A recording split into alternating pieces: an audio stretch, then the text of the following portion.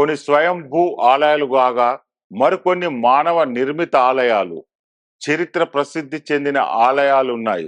అయితే చరిత్ర మరుగున పడిన అనేక ఆలయాలు తవ్వకాలలో బయటపడుతూ గత వైభవానికి సజీవ సాక్ష్యంగా నిలుస్తున్నాయి. ఆంధ్రప్రదేశ్‌లో ఉన్న అలాంటి ఆలయం ఒకటి ప్రస్తుతం వార్తల్లో నిలిచింది. వెలుగులోకి వచ్చిన ఈ ఆలయం సుమారు 200 సంవత్సరాల పురాతనమైనదిగా పురావస్తు శాఖ అధికారులు అంచనా వేశారు.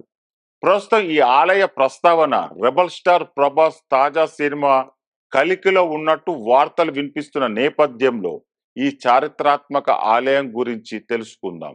ఆంధ్రప్రదేశ్‌లోని నెల్లూరు జిల్లాలో పెన్నా నది తీరంలో ఇసుకలో నాగేశ్వర స్వామి ఆలయం ఉంది. 2020లో చేజర్ల మండలం పరిధిలో పెరుమాళ్లపాడు గ్రామం వద్ద ఇసుక తవ్వకాలు జరుపుతున్న సమయంలో ఈ చారిత్రాత్మక నాగేశ్వర స్వామి ఆలయం వెలుగులోకి వచ్చింది.